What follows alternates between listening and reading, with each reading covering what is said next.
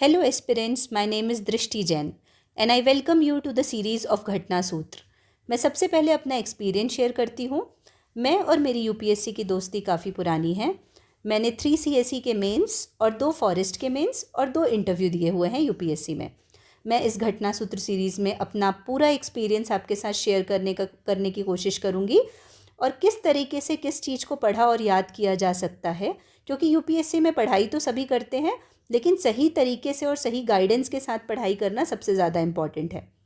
इस वीडियो में हम PT 365 डिस्कस करेंगे जो कि काफ़ी क्रिस्प और कॉम्प्रिहेंसिव होगा, जो प्रीलिम्स के लिए इनफ और सफिशेंट होगा। मेरी कोशिश रहेगी कि बहुत ही कम समय में आपका ज़्यादा से ज़्यादा करंट अफेयर्स बहुत अच्छी तरीके से रिवाइज हो जाए।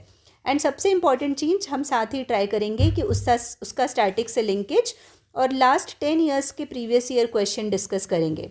आप बस इस वीडियो को 3 से 4 बार अच्छे से देख लीजिए एंड आई एम श्योर कि आपका पूरा current affairs PT point of view से अच्छे से हो जाएगा।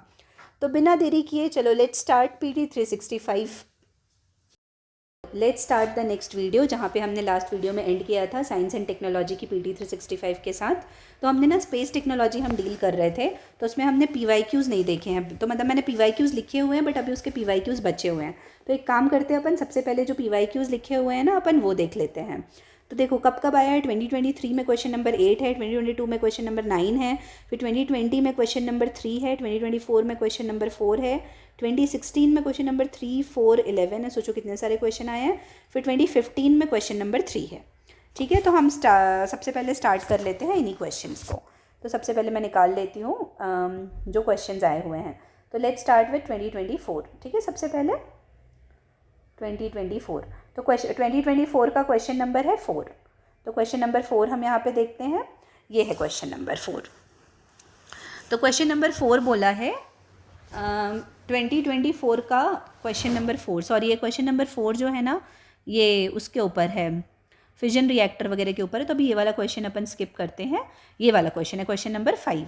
क्वेश्चन मैम बाय मिस्टेक मैंने गलत लिख दिया है। तो क्वेश्चन नंबर 5 है statement consider the following statements. तो हमको स्टेटमेंट 1 देखना है जिसमें बोला है giant stars live much longer than the dark star. First statement है। सेकेंड स्टेटमेंट है compare to dark stars giant stars have a greater rate of nuclear reaction. तो सबसे पहले बोल रहा है कि जायंट स्टार ज़्यादा रहते हैं कंपेयर टू डार्क स्टार, मतलब ज़्यादा दिन रहते हैं, और कंपेयर टू डॉर्क स्टार मतलब जो छोटे स्टार होते हैं, giant stars have greater rate of nuclear reactions. तो which one of the following statements is correct. तो पहला जो लाइफ से एसोसिएटेड है ना वो स्टेटमेंट गलत है। स्टेटमेंट 1 इज इनकरेक्ट, लेकिन स्टेटमेंट 2 सही बात है कि जायंट स्टार्स आप बोल सकते हो, इसीलिए उनका नाम पड़ा क्योंकि उनमें ग्रेटर न्यूक्लियर रिएक्शंस होते हैं। ठीक है, अब अपन आते हैं क्वेश्चन 2023 के क्वेश्चन नंबर 8 में, जो कि स्पेस टेक्नोलॉजी से एसोसिएटेड है। ठीक है, 2023 का क्वेश्चन नंबर 8। क्वेश्चन नंबर 8 है, ये अभी हमने देख लिया है, इसलिए हम इसको एक बार नॉर्मल देख लेते कि क्या क्या टर्म्स आया था। सेफिड्स आया था, नेबुले आया था और पल्सर्स आया था। तो हमने ये पिछले वाले टॉपिक में जिसमें पल्सर वाला टॉपिक था ना, तो ये क्वेश्चन देख लिया, इसलिए मैं अभी इसको नहीं अपन डील करते। ठीक है, अब अपन आते हैं 2022 का क्वेश्चन नंबर 9। तो 2022 में इससे एसोसिएटेड आया है क्वेश्चन नंबर 9। ये क्वेश्चन पढ़ते हैं अपन। Which one of the following statements best reflects the idea behind fractional orbital bombardment system? तो सबसे पहले वर्ड्स को ब्रेक करो। फ्रैक्शनल, ऑर्बिटल मतलब जो ऑर्बिट करता होगा, बम्बार्डमेंट मतलब बहुत ज़्यादा कुछ एनर्जेटिक चीज़ की बात कर रहा, और सिस्टम तो ये किससे एसोसिएटेड है। तो पहले ऑप्शन क्या है, a hypersonic missile is launched into space to counter the asteroid approaching the earth and explode it into space. तो ये ठीक है, इससे कोई एसोसिएटेड नहीं होगी। बम्बार्डमेंट फ्रैक्शनल मतलब फ्रैक्शन में हो रहा है।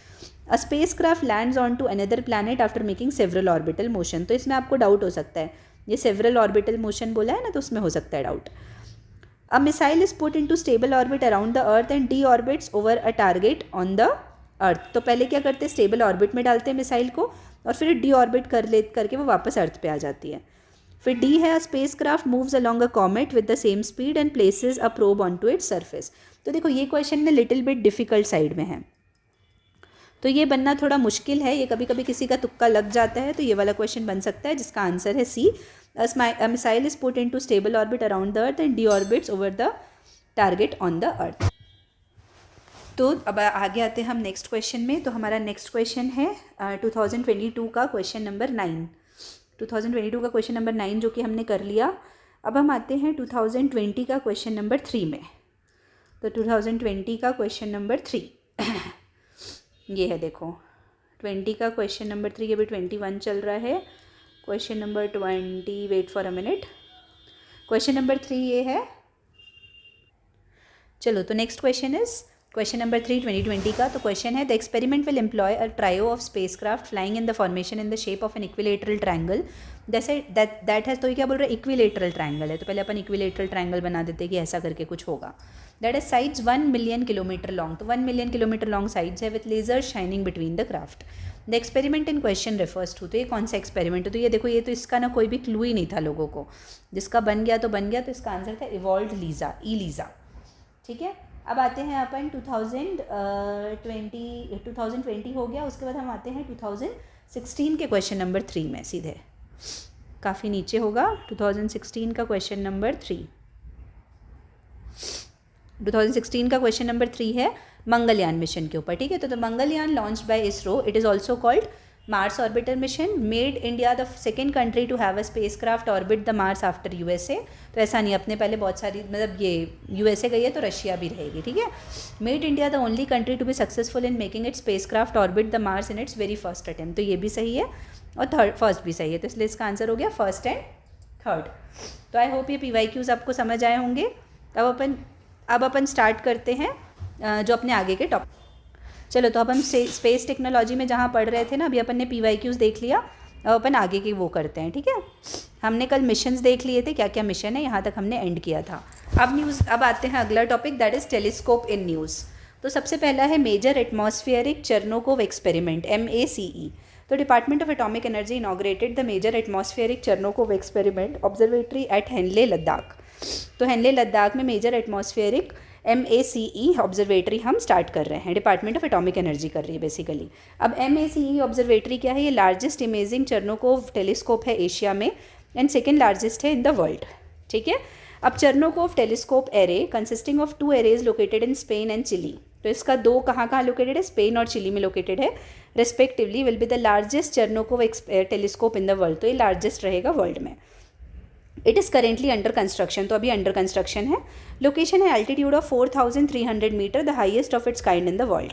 ऑब्जेक्टिव क्या है, observe high energy gamma rays, तो हाई एनर्जी गामा रेज को ऑब्जर्व करेगा to understand the most energetic phenomena in the universe such as supernova, तो सुपरनोवा को देखेगा।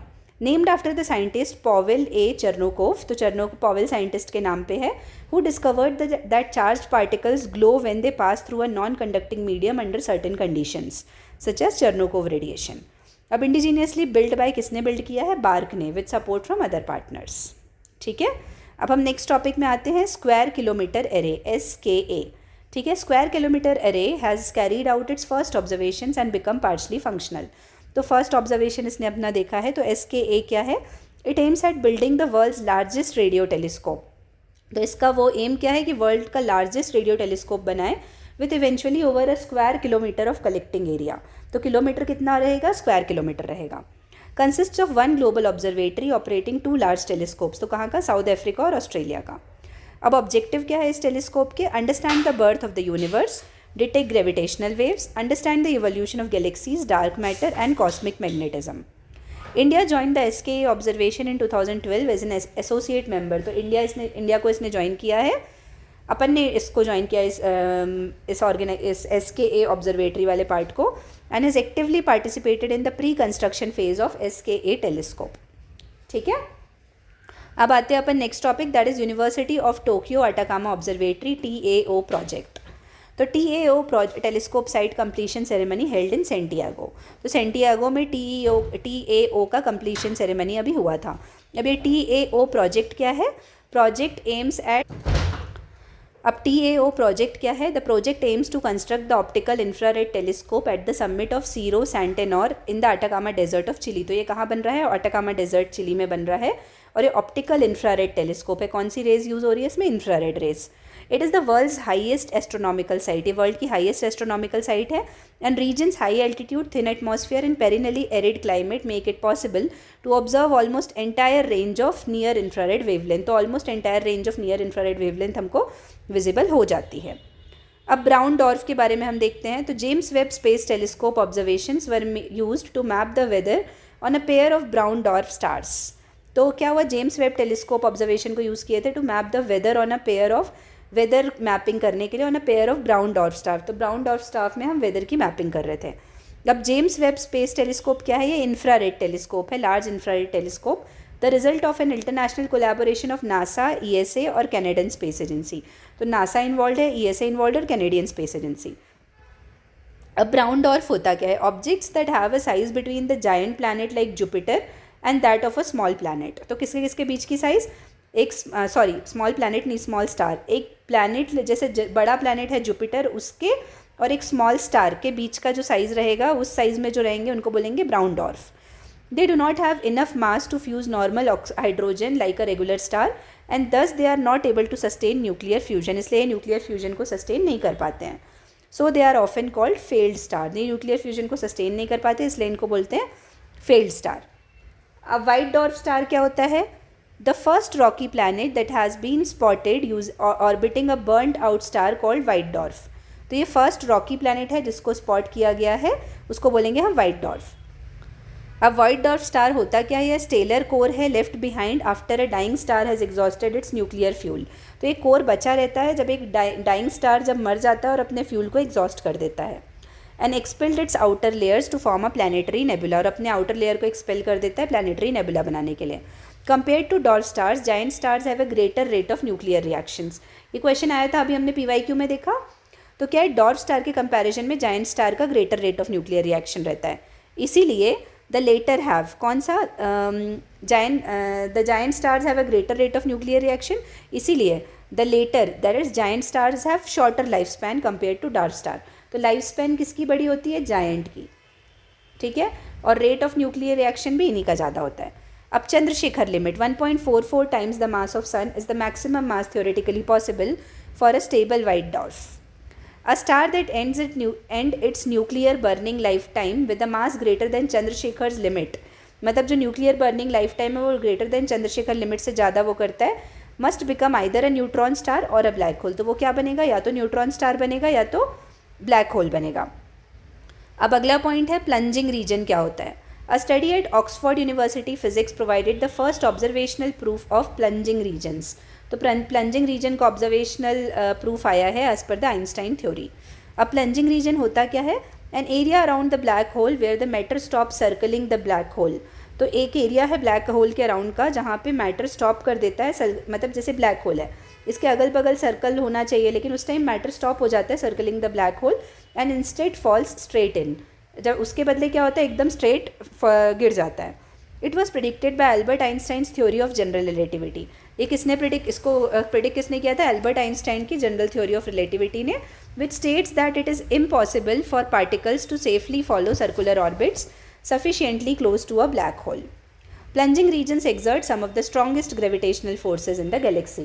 तो प्लंजिंग रीजन है, one of the strongest gravitational forces experience करते हैं।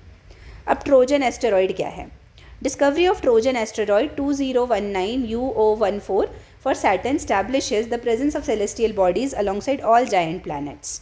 तो ट्रोजन ट्रोजन एस्टेरॉयड का जो डिस्कवरी हुआ है ना, discovery of a Trojan asteroid for Saturn, तो उसने इस्टेब्लिश किया है कि सेलेस्टियल बॉडीज़ अलॉन्गसाइड अलग अलग प्लैनेट के आसपास जो सेलेस्टियल बॉडीज़ है उसके रेफरेंस में।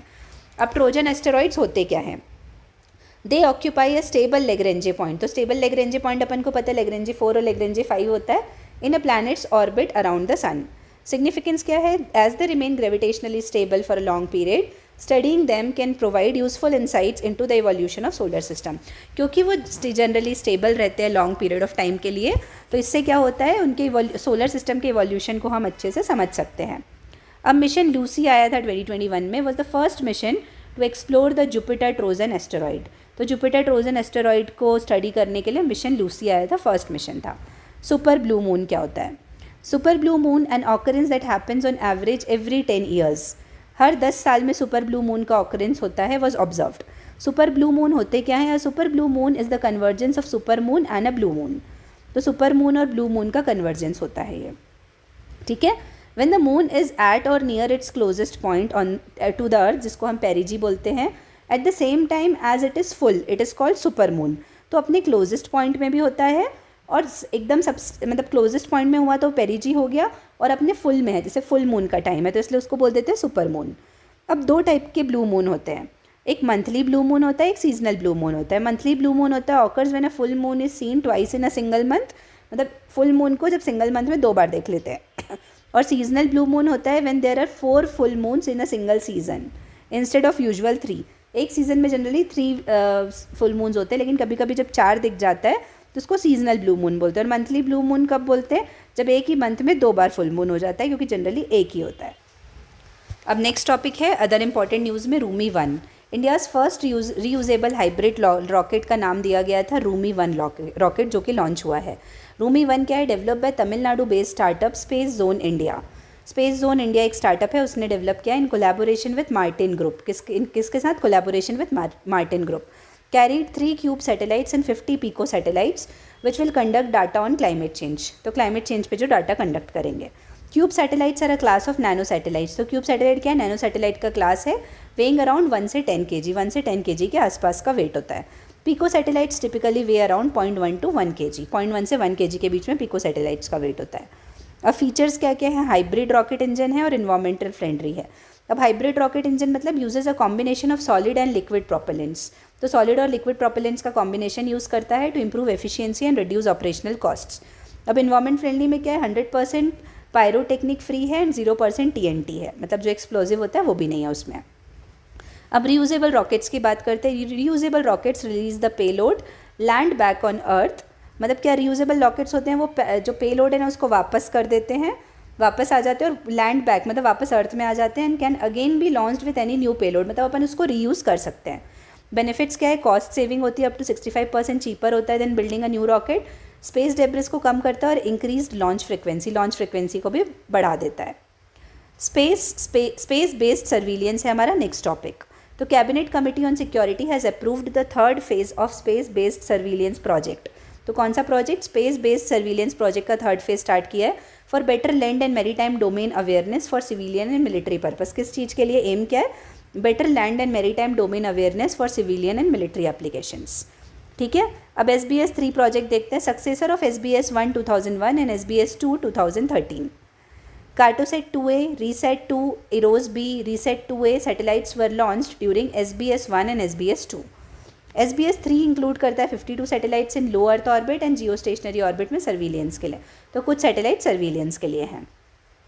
The new fleet of satellites will be at different orbits based on artificial intelligence. तो artificial intelligence के हिसाब से ये अलग अलग ऑर्बिट में रहेंगे and will be able to interact with each other in space to gather geo intelligence. और इंटरेक्ट कर पाएंगे एक दूसरे से जियो इंटेलिजेंस गैदर करने के लिए। When a satellite in geo मतलब जियो स्टेशनरी ऑर्बिट में जब रहता है 36,000 किलोमीटर की हाइट पे डिटेक्ट करता है something, it can request a closure look from a satellite in LEO। तो वो क्लोजर लुक देख सकता है जो सैटेलाइट LEO में है, जिससे कि डिटेल्ड इन्फॉर्मेशन मिल जाएगा। 3 services will have dedicated satellites for the land, sea and air based missions.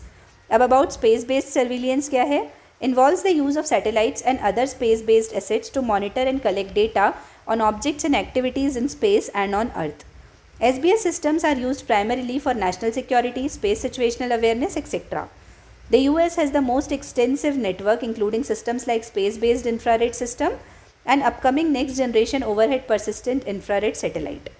ठीक है, तो ये आप लोगों को समझ आया होगा यहाँ पे। अब देखो ये जो ऊपर वाला टॉपिक था ये उतना इंपॉर्टेंट नहीं है, रीयूजेबल रॉकेट इंपॉर्टेंट था।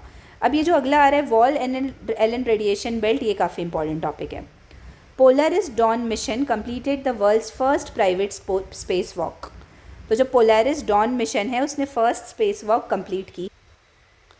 अब Polaris Dawn spacecraft has travelled through Earth's regions of high radiation, that is South Atlantic anomaly and Von Allen radiation belt to study space radiation's impact on human health। तो ये बहुत सारे अलग अलग reason से पास हो चुका है, that is south Atlantic anomaly के साइड से और वॉन एलन रेडिएशन बेल्ट से। तो वॉन एलन रेडिएशन बेल्ट होते क्या हैं, ये 1958 में डिस्कवर किए गए थे by astrophysicist James well Van Allen. Earth's magnetosphere traps the high energy radiation particle. जो अर्थ का मैग्नेटोस्फीयर है वो हाई एनर्जी रेडिएशन पार्टिकल को ट्रैप करता है और शील्ड करता है अर्थ को from solar storm and solar winds that can damage technology as well as people living on Earth. These trapped particles form 2 belts of radiation, inner और outer.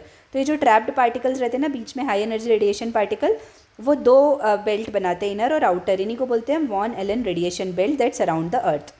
Inner belt result करता है from interaction of cosmic rays within the Earth's atmosphere and outer belt is made up of billions of high energy particles that originate from sun. तो जो inner belt होता है वो interaction से बनता है कॉस्मिक रेज के, और आउटर बेल्ट होता है वो billions of high energy particle से बनता है जो सन से ओरिजिनेट होते हैं। अब astronauts and space craft must fly through Van Allen belts to reach outer space. तो एस्ट्रोनॉट और स्पेस क्राफ्ट है वो वॉन एलन रेडिएशन बेल्ट के साइड से पास होना चाहिए to reach outer space, so it is important to fly through this region, मतलब उस रीजन को क्रॉस करना ही पड़ेगा। अब साउथ अटलांटिक एनोमली क्या होती है, ये जियोग्राफिकल रीजन है over the South Atlantic Ocean के ऊपर, जहाँ पे where the inner Van Allen radiation belt extends down particularly close to Earth. तो जहाँ पे ये कौन सा रीजन है, जहाँ पे साउथ अटलांटिक ओशन में रीजन है where inner Van Allen radiation belt extends down particularly close to the अर्थ, तो अर्थ के साइड तक आ जाता है। This leads to highly increase level of ionising radiation and repeated impacts on space craft in low Earth orbit. तो इससे impact होता है स्पेस क्राफ्ट पे। अब स्पाई और रिकॉनिसेंस सैटेलाइट क्या होती है। South Korea puts a second military spy satellite successfully into orbit. तो उसने सेकेंड मिलिट्री सैटेलाइट अभी डाली है ऑर्बिट में।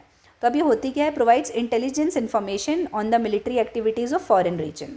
तो इंटेलिजेंस एक्टिविटीज़, मिलिट्री एक्टिविटीज़ पे इंटेलिजेंस प्रोवाइड करती है। Can be either a communication satellite or an earth observation satellite. Major types कौन कौन से, ऑप्टिकल इमेजिंग सैटेलाइट होती है, they have light sensors that detect missile launches and see enemy weapons on the ground. दूसरे होते हैं radar imaging satellite, they can observe the earth using radar technologies even during cloud cover. तो cloud cover भी रहता है तो भी वो देख पाते हैं अर्थ, तो भी वो रेडार टेक्नोलॉजी के यूज़ से चीज़ों को देख पाते हैं। सिग्नल्स इंटेलिजेंस और ferret satellites, they capture radio and microwave transmission. तो रेडियो और माइक्रोवेव ट्रांसमिशन को कैप्चर करते हैं। अब अगला टॉपिक है स्पेस टूरिज्म। तो स्पेस टूरिज्म क्या होता है, स्पेस स्टार्टअप ब्लू ओरिजिन। तो कौन सा स्पेस स्टार्टअप, ब्लू ओरिजिन है, उसने अनाउंस किया है Gopi Thotakura will be a part of New Shepard's 25th mission NS-25। तो Gopi Thotakura New Shepard mission की पार्ट रहेंगी। अब स्पेस टूरिज्म होता क्या है, space tourism is the commercial practice of sending private individuals to space for recreational, adventure or leisure purpose. तो recreation के लिए, एडवेंचर के लिए या लेजर पर्पस के लिए।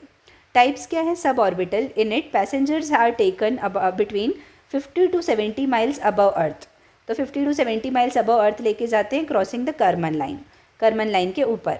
The Karman line is a boundary 100 kilometres above mean sea level that borders Earth's atmosphere and the beginning of space. तो Karman line कहाँ है, बाउंड्री है 100 किलोमीटर अबव सी लेवल के, जहाँ पे अर्थ का एटमॉस्फेयर की बॉर्डर है और स्पेस जहाँ पे स्टार्ट होता है।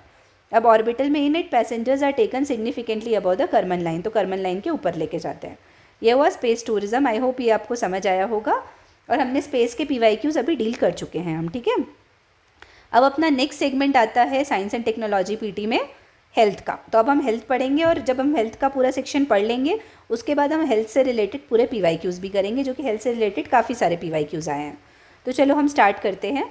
सबसे पहले डिसीजेज़ एंड रिलेटेड डेवलपमेंट में, तो सबसे पहले आज हम पढ़ेंगे ट्यूबरकुलोसिस। तो ग्लोबल ट्यूबरकुलोसिस रिपोर्ट आई है 2024 की, जो रिलीज़ किया है WHO ने। किसने रिलीज़ किया है, WHO ने।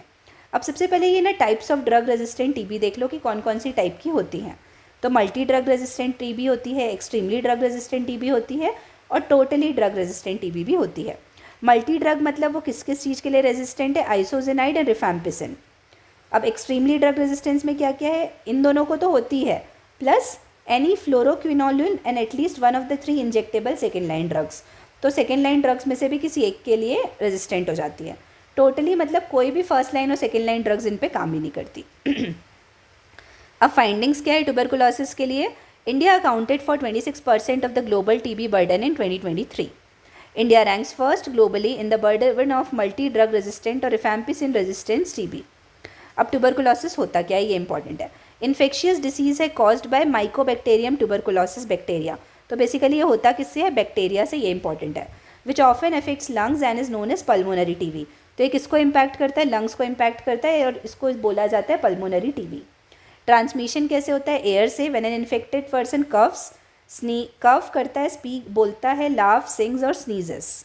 कॉमन सिम्टम्स क्या है, prolonged cough sometimes with blood, chest pain or weakness. Test for identification कौन कौन से टेस्ट यूज़ करते हैं अपन, expert MTB, RIF ultra and Truenat SA। Drug resistant TB क्या होती है, that doesn't respond to standard drugs. जो स्टैंडर्ड ड्रग्स पे रिस्पॉन्ड ही नहीं करती। अब इनिशिएटिव्स क्या क्या हैं, तो इंडिया के इनिशिएटिव्स है national tuberculosis elimination programme.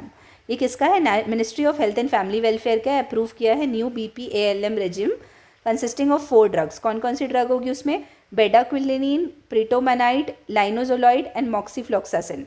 It brings down the treatment time to 6 months. तो अभी हमने जो नया ये ड्रग्स का कॉम्बिनेशन बोला है वो ट्रीटमेंट टाइम को 6 मंथ्स कम कर देगा, ठीक है। पहले 20 महीने लगते थे, अब 6 महीने लगेंगे। प्रधानमंत्री TB Mukt Bharat Abhiyan provides additional patient support, augments community involvement. और क्या क्या है, निक्षय पोषण मिशन है, नेशनल टीबी कॉल सेंटर है, निक्षय संपर्क, टीबी मुक्त पंचायत इनिशिएटिव है। ये सब इनिशिएटिव है टीबी से वो लेने के लिए, मुक्त होने के लिए। WHO का इनिशिएटिव कौन कौन सा है, एंड टीबी स्ट्रैटेजी है which aims to reduce TB incidence by 80%, TB deaths by 90%, and to eliminate catastrophic costs for TB affected household by 2030. TB vaccine accelerator council है जो फैसिलिटेट करता है development, testing, authorisation and use of new TB drugs, new TB vaccine, ठीक है। इस तरीके से हमारा ये TB वाला पोर्शन खत्म हुआ। अब हम नेक्स्ट उसमें आएंगे मंकी पॉक्स। तो World Health Organization declared monkeypox outbreak a public health emergency of international concern. तो public health emergency of international concern declare किया है। WHO ने अनाउंस किया है inclusion of monkeypox in vitro diagnostic kit under its emergency use listing procedure. अब emergency use listing procedure क्या होता है, रिस्क बेस्ड प्रोसीजर होता है for assisting and listing unlicensed medical products. तो अनलाइसेंस्ड मेडिकल प्रोडक्ट्स की assessing या listing के लिए होता है। Includes 3 product streams, vaccines, therapeutics और विट्रो डायग्नोस्टिक। तो वैक्सीन भी आती है, थेराप्यूटिक्स भी आता है और विट्रो डायग्नोस्टिक भी आता है। अब मंकी पॉक्स होता क्या है, मंकी पॉक्स वायरल होता है। जैसे अभी हमने देखा ना ट्यूबरकुलोसिस बैक्टीरिया से होता है, तो मंकी पॉक्स वायरल होता है। Viral illness caused by monkey pox virus, a species of genus orthopox virus. It is a zoonotic disease. तो क्या है ये, जूनोटिक डिसीज है, meaning it can be spread between animals and people, मतलब animal से ये पीपल में फैल सकता है। Occurs mostly in central and western Africa. 2 distinct classes होते हैं, clad 1 and clad 2। Vaccine and therapeutics developed for smallpox and approved for use in some countries can be used for mpox in some circumstances. Recently, WHO pre-qualified the MVA-BN vaccine. तो अभी MVA-BN vaccine को अभी approve किया है। A recent study shows that mpox virus uses a genomic accordion. तो genomic accordion use किया है to evolve and infect humans. Genomic accordions are used to describe the evolution of pox viruses, which is a multi-step process of gene amplification, mutation and reduction. अब next है the ICMR Indian council of medical research has conducted a sero survey monkey pox के लिए। तो sero survey क्या होता है, collection and testing of blood from a specimen of defined population over a specified period. तो एक specific population का specific period में collection and testing of blood होता है किसी भी एक स्पेसिफिक चीज़ के लिए। अब public health emergency of international concern क्या होता है, As per the International Health Regulation 2005, an outbreak qualifies as a PHEIC if it is unusual or unexpected, it has the potential for international spread and may require immediate international action. यदि इसको immediate international action लगेगा तो भी। PHEIC represents the highest level of alert issued by WHO under IHR. तो highest level of alert चाहिए रहता है। अब related न्यूज़ है विषाणु युद्ध अभ्यास। विषाणु मतलब जो कीटाणु होते हैं ना उसके लिए। तो Vishanu Yuddh Abhyas, a mock drill on pandemic preparedness conducted under the national one health mission. National one health mission emphasises the one health approach, मतलब एनिमल हेल्थ, ह्यूमन हेल्थ और एनवायरमेंटल हेल्थ, ये तीनों को, to achieve integrated disease control and pandemic preparedness. तो I hope ये समझ आया होगा आप लोग को ट्यूबरकुलोसिस भी और मंकी पॉक्स भी। अब हम यहाँ पे ये वाली वीडियो को एंड करेंगे और नेक्स्ट वीडियो में हम मिलेंगे नेग्लेक्टेड ट्रॉपिकल डिसीजेज़ वाले टॉपिक के साथ और इसके आगे भी, और फिर उसमें PYQs भी करेंगे। तब तक आप लोग ये वाले टॉपिक्स रिवाइज करते रहिए और तब तक आप सभी को बहुत बहुत धन्यवाद।